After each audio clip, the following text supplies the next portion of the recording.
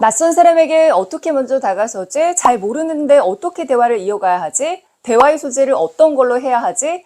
이런 고민하시는 분들 많으시죠? 오늘은 어색한 사이의 대화를 재미있게 이어나가는 3가지 방법에 대한 꿀팁을 나눠드릴게요. 이 방법만 알아도 낯선 사람, 어색한 사람과의 대화가 더 이상 어렵지 않게 될 거예요. 스피치로 여러분들의 성장과 성공을 돕겠습니다. 대화가 끊기는 사람들의 특징을 보면 마침표로 대화를 끝내더라고요. 마침표가 아니라 호기심을 갖고 물음표로 끝내셔야 대화가 이어지겠죠. 재미있는 대화는 한 사람만 쭉 일방통행하는 대화가 아니라 쌍방향으로 서로 자신의 이야기를 골고루 하는 대화입니다. 쌍방향의 대화가 되기 위해서는 첫째, 호기심을 갖고 공감 질문을 하세요. 대화의 끝에 질문을 던질 때 상대방과 나와의 공통점을 찾아서 서로 관심 있는 공감 소재로 대화를 하셔야 돼요. 여러분과 저와의 공통점이 뭘까요? 대화를 잘해 소통을 잘하고 싶은 분들 아닐까요? 어떤 사람과 소통하기 어려우신가요? 소통에서 어떤 점이 어려우세요? 소통을 잘하기 위해 어떤 노력을 하고 계신가요? 처음 만났는데 공통점을 어떻게 찾아요? 라고 물으신다면 취미가 뭔가요? 스트레스 어떻게 푸시나요? 이런 질문을 하면서 상대방의 관심사를 먼저 파악하세요. 대화를 재미있게 이어나가는 2번째 방법은 닫힌 질문에서 열린 질문으로 하는 거예요. 처음 만난 낯선 사람에게 다가서는 방법 중 가장 쉬운 방법이 바로 이 방법인데요. 이때 어떤 방법을 쓰면 좋을까요? 예를 들어볼까요?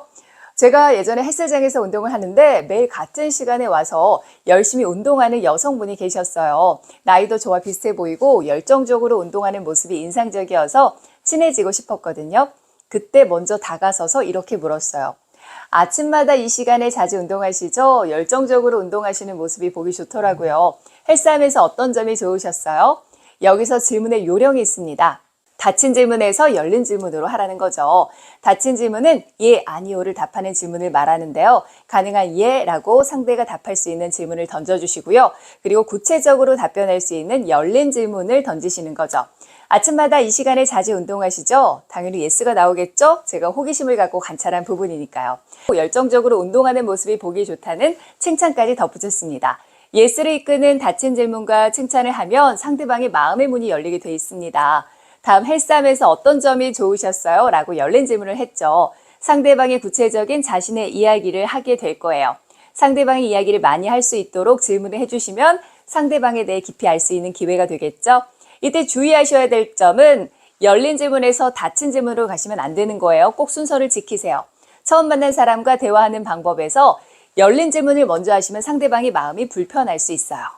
만약 낯선 사람이 헬스장에서 만나자마자 헬스하는데 어떤 점이 좋으세요? 라고 질문한다면 어떠시겠어요? 왜 이런 질문을 묻나? 이상하게 생각할 수도 있겠죠. 마음의 문을 여는 예스를 이끄는 닫힌 질문을 꼭 먼저 하시고요. 칭찬을 덧붙이면서 열린 질문으로 이어나가세요. 셋째, 대화를 재미있게 이어나가려면 대화 소재를 수직이 아닌 수평 전환을 하세요. 수직이 아닌 수평 전환, 조금 낯선 이야기죠. 예시를 들어볼게요. 취미가 뭐예요? 산책이요. 산책은 언제 하세요? 산책은 어떤 점이 좋으신가요? 산책은 혼자 하시나요? 이렇게 산책에 대한 질문만 계속 하신다면 상대방은 대화가 지루할 수 있겠죠. 대화의 소재를 전환해 주셔야 대화가 재미있을 거예요. 이렇게 한 가지 소재에 대해서만 계속 이야기를 나누는 것을 수직 전환이라고 해요. 수평 전환은 대화의 소재가 다양하게 바뀌는 것을 말해요. 취미가 뭐예요? 산책이요. 산책이 좋은 점은 뭔가요? 걸으면서 생각을 많이 할 수 있어요. 주변 자연도 사람도 보면서 힐링도 되고 배우는 것도 많거든요. 자연을 보면 힐링하신다고요? 그럼 여행하는 것도 좋아하시나요? 어때요? 소재가 자연스럽게 전환되는 거 느끼셨나요?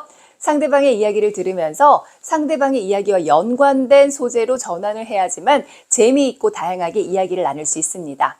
이때 주의하셔야 될 점이 있습니다. 산책 좋아해요 라는 상대방의 말을 듣고 음식 뭐 좋아하세요? 이런 식으로 연관성이 없는 다른 방향으로 전환해 버리면 대화가 어색해집니다. 자연스럽게 대화를 전환하는 수평 전환을 해야 한다는 사실 기억하세요. 자, 오늘 배운 3가지. 첫째, 공감 질문하기. 둘째, 닫힌 질문에서 열린 질문으로. 셋째, 대화 소재의 수평 전환 꼭 기억하셔서 낯설고 어색한 사람과 대화를 재미있고 자연스럽게 이어나가시길 바라요.